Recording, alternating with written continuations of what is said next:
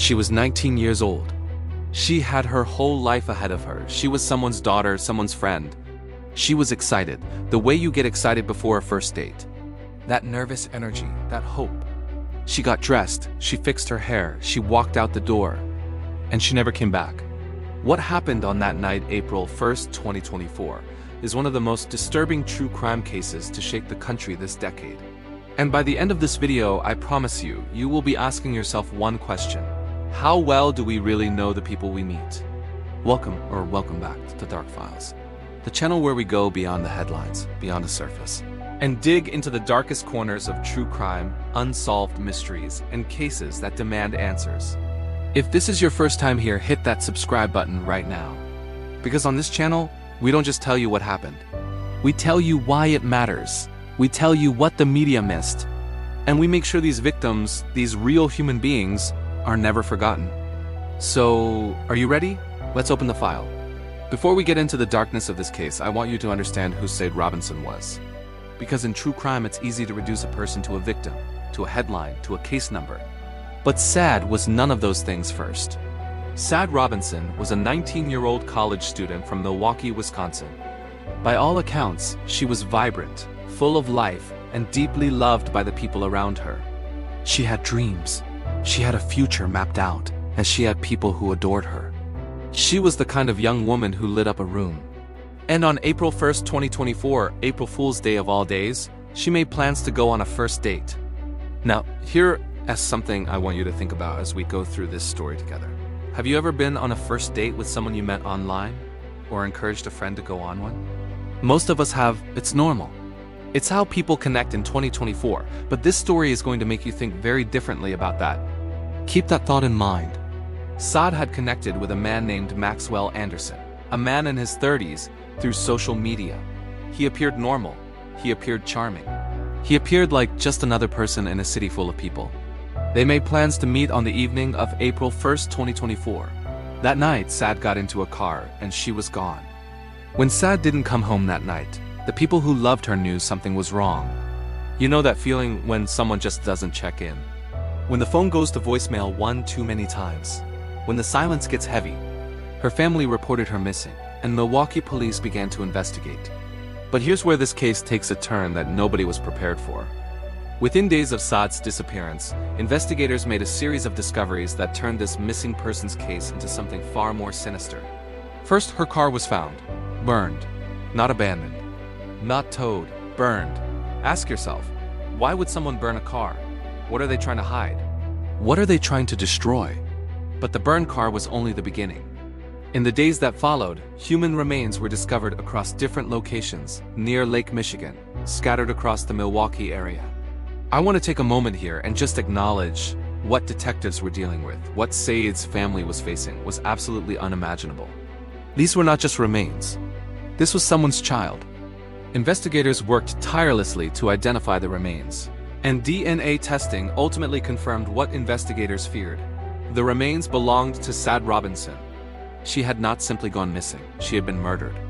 And the evidence pointed directly to the man she had gone on that first date with, Maxwell Anderson. Anderson was taken into custody by Milwaukee police. The speed of his arrest, within days of the discovery, spoke to how quickly the evidence mounted against him. He was charged with first-degree intentional homicide, the most serious murder charge under Wisconsin law. And as the investigation deepened, the picture that emerged of Maxwell Anderson was chilling. This was not a crime of passion.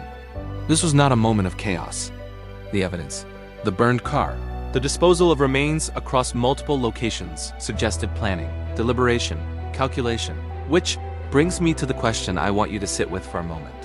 How do you protect yourself from someone who has already decided what they are going to do before you even meet them? The case against Maxwell Anderson moved through the Wisconsin court system with the weight of overwhelming evidence.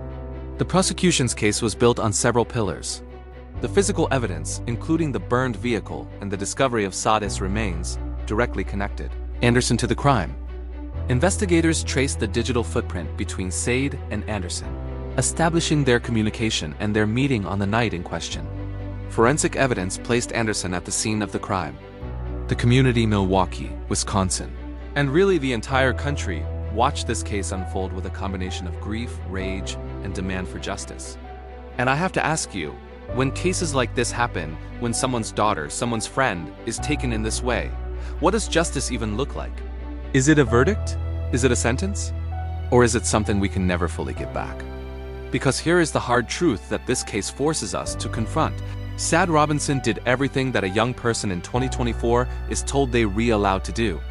She met someone. She agreed to go on a date. She was living her life. And a man decided that her life was not worth protecting. That is not a reflection on Sade. That is a reflection on him. Milwaukee held vigils for Sade. Her family, in the face of unimaginable grief, spoke out publicly. They wanted people to know who she was. They wanted her name to mean something beyond this tragedy. And they wanted other young people, especially young women, to understand the very real dangers that can hide behind a profile picture. Maxwell Anderson was ultimately found guilty of first-degree intentional homicide in the death of Sade Robinson. The verdict brought a moment of legal closure to a community that had been shaken to its core. But I want to be honest with you because that's what Dark Files is about, honesty. Even when it's uncomfortable, a verdict doesn't bring her back. A verdict doesn't unbreak her family. A verdict doesn't answer every question that this case raises about how we live our lives and how we connect with strangers in the digital age. What it does do is send a message that Sade Robinson's life had value, that her death demanded accountability, that the people who loved her fought in courtrooms, in press conferences, in vigils to make sure the world did not forget her name. And that's why we're here today. That's why cases like this need to be told, not for entertainment, not for shock value, but because Sade Robinson was real. And real people deserve to be remembered. Now, I want to have a real conversation with you. Not as a narrator, as a person. Because this case is a painful reminder of something we all need to talk about more openly: first date safety. Here are things that security experts and law enforcement consistently recommend. 1. Always tell someone where you're going. Share your location. Send the address to a friend before you leave. 2. Meet in a public place first. Always. No exceptions. 3. Trust your instincts. If something feels off, it probably is. Leave. Make an excuse. Get out. 4. Do a quick background search. A simple Google search, a reverse image search. It takes 5 minutes and could save your life. 5. A check-in plan. Tell a friend to call you at a specific time. Have a code word that means, "Come get me." And I want to ask you right now, are you doing these things? Are the people you love doing these things? Drop your answer in the comments. I genuinely want to know. The Sade Robinson case is a tragedy that never should have happened. She was 19 years old. She was in college. She was someone's everything. And on a night that should have been just another night, it became the night that changed everything for everyone who loved her. We tell these stories here on Dark Files because silence is not an option. Because the moment we stop saying their names, they become statistics, and Sade Robinson was not a statistic. She was a person. So I want to leave you with this question. One I think about after every case we cover. What would the world look like if we all looked out for each other just a little bit more? Think about that. If this video moved you, if it made you think, if you feel like more people need to hear Sade's story, then share this video. Not for the views, for her.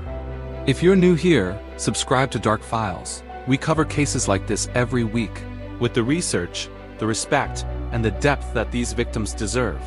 Hit the bell icon so you never miss a new upload. And if you have a case you think we should cover, a story that's been overlooked, a victim whose name deserves to be spoken louder, drop it in the comments below. What other cases do you want Dark Files to investigate? Let me know down there. I read every comment. She went on a first date and never came back. Say her name. Sade Robinson.